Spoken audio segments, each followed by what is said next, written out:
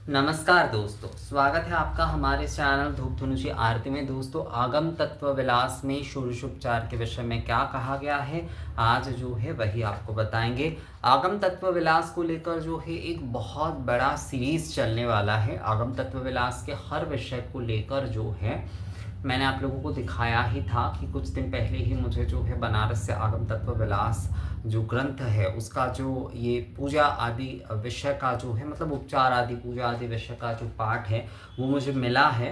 तो अब उसके ऊपर एक पूरा का पूरा सीरीज मैं बनाना चाहता हूँ, ताकि कोई भी अगर जो है जिनके पास, बहुत सारे लोगों के पास पुस्तक नहीं है और बहुत सारे लोग आगम के विषय में नहीं जानते हैं, आगम आदि के विषय को लेकर बहुत ज़्यादा उनमें कन्फ्यूजन है, तो वो अगर उस वीडियो सीरीज़ को पूरा देखते हैं कि क्या आचमन है, उपचार आदि से लेकर सभी कुछ वैसे हमारा बने हुए हैं।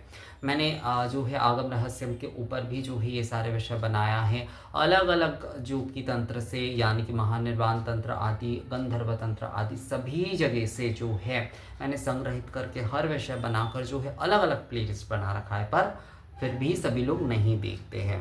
पर मैंने इस बार एक विषय सोचा है जो कि बहुत सारे लोगों ने मुझे कहा है, खासकर जो लोग नॉर्थ से हैं, नॉर्थ और पूरब से भी जो लोग हैं, मतलब ईस्ट और पूर्वी भारत से ज़्यादातर ये विषय मैं देख रहा हूँ कि वहाँ से एक विषय आ रहा है कि दादा, आगम के विषय में हमारे यहाँ पर तो हम अलग से जानते नहीं हैं, हम केवल पुराण आदि के विषय में सुनते थे। तो आगम के ऊपर एक ऐसा विषय हो ताकि पूरा का पूरा हम जो है सीरीज वाइज जो है वो हम लोग पढ़ पाए। अगर हम बुक्स खरीद भी नहीं पा रहे हैं तो कम से कम हम जो है वो पढ़ पाए।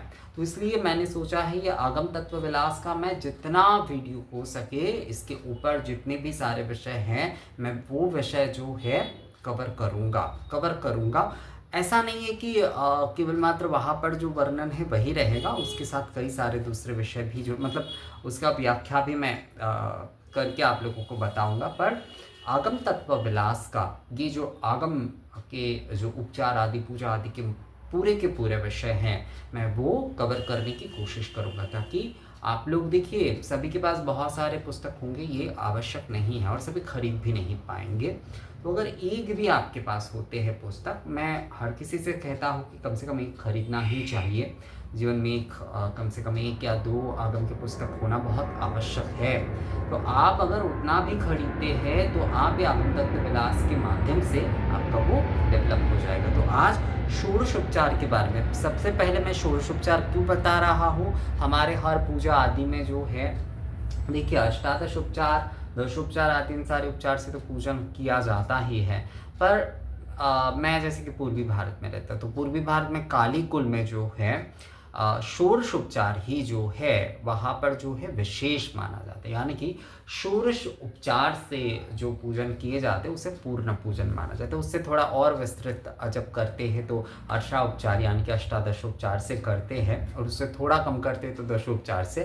पर षोडशोपचार जो है उसे बहुत मान्यता दी, बहुत माना जाता है षोडशोपचार को। तो आज सबसे पहला वीडियो इसलिए मैंने आगम तत्व विलास के ऊपर जब मैंने बनाने के बारे में सोचा है, तो ये वाला सबसे पहले मैं षोडशोपचार से बना रहा हूँ, यानी कि षोडश निवेदन की क्या क्या द्रव्य आदि के विषय में कहा गया है। देखिए, आगम आदि हर जगह पर ना इसका वर्णन अलग मिलते हैं, तो इसके कंफ्यूज होने की कोई आवश्यकता नहीं है। आप किसी एक उपचार के पद्धति को लेकर जो है कर सकते, कोई समस्या उसमें नहीं है। तो आगम तत्व विलास के षोडश उपचार में कहा गया है, पाद्यमर्घ तताचमं स्नानं वशन भूषणे गंध्य पुष्प धूप दीपन्यै नैवेद्याचमनं ततः तांबूल अर्चना स्तोत्रं दर्पणश्च नमस्क्रिया प्रयोजयेत अप्रपूजायम उपचारस्तु षोडश। अर्थात जो है षोडशोपचार किसे कहते हैं, पाद्य अर्घ आचमन स्नान वस्त्र भूषण, भूषण मतलब जो है अलंकार आदि, भूषण गंध पुष्प धूप दीप नैवेद्य पुनराचमणीय। आचमन यानी कि हिंदी में ना बहुत जगह पर आचमन लिखा जाता है, पुनराचमन नहीं लिखा जाता। पर आचमन के बाद जितनी भी बार आप आचमन कराएंगे उसे पुनराचमनीय कहा जाता है। तो पुनराचमनीय और आचमनीय जो है वो मतलब पहली बार जो दिए जा रहे हैं आचमन, उसे आचमन कहा जाता है, और दूसरे बार जो दिए जा रहे हैं वो भी आचमन ही है, पर उसे संबोधित किया जाता है पुनराचमनीय कह के। पर कई जगह पर जो है जहाँ पर लिखा होता है वहाँ पर आचमन ही लिखा होता है, तो इसमें बहुत सारे लोग कंफ्यूज होते हैं, तो विषय एक ही है। आचमन, तांबूल, अर्चना, स्तोत्र, पाठ, दर्पण प्रदर्शन, नमस्कार, उत्तम पूजा हेतु इन षोडश उपचारों का निर्देश दिया गया है। यानी कि इन षोडश उपचार से जो है उत्तम पूजा जो है इन षोडश उपचार से किए जाते हैं। तो विशेष दिनों में दशोपचार, षोडशोपचार, अष्टादशोपचार से ही मूलतः पूजन किए जाते हैं, और षोडशोपचार को बहुत विशेष माना जाता है। कालीकुल आदि में आप देखिएगा दुर्गा पूजा में कहते हैं ना कि षोडश में पूजन, तो षोडशोपचार निवेदन में पूजन। जगन्नाथपुरी आदि में भी जैसे कि धूप उपचार में षोडश उपचार होता है, वहाँ पर तो अष्टादश उपचार, 21 उपचार, एकविंशति उपचार आदि भी किए जाते हैं, पर वो धूप उपचार होता है। पर आगम तत्व विलास में यहाँ पर षोडश उपचार के यही कहा गया है। पाद्यमर्घ तथाचमणं स्नानं वशनभूषणे गंध्य पुष्प धूप दीप नैवेद्याचमणं तथा तांबूल आचमना सूत्रं दर्पणश्च नमस्क्रिया प्रयोजयेत अप्रपूजाम उपचारस्तु षोडश। अर्थात पाद्य, अर्घ, आचमन, स्नान। अर्घ के बारे में एक जन ने मुझे कुछ दिन पहले पूछा था कि दादा हमारे इस तरफ अर्घ जो है जैसे आप लोग शंख पात्र आदि में दिखाते हैं वो हर समय नहीं दिए जाते हैं।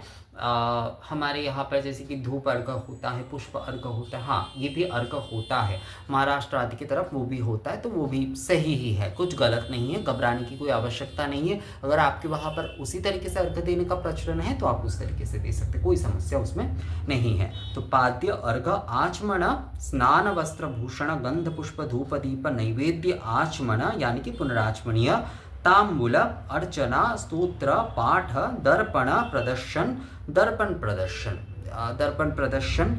यहाँ पर मैं ज़्यादातर दर्पण आदि तो प्रदर्शन करता नहीं हूँ, मैं तो अनुवासन करता हूँ।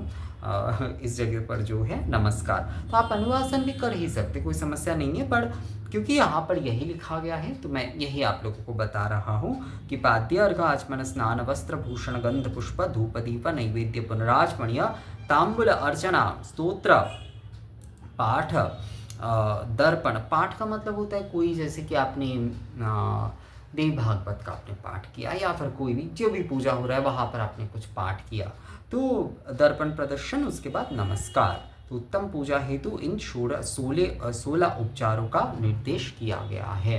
तो इन 16 उपचारों के माध्यम से जो है आगम तत्व विलास में कहा गया है कि षोडश उपचार जो है वो पूर्ण किए जाएंगे। तो मुझे लगता है आगम तत्व विलास अनुसार षोडश उपचार की ये विषय जो है आप लोगों को समझ में आया है कि क्या क्या जो है षोडश उपचार में किए जाते हैं आगम तत्व विलास अनुसार जो कहा गया है।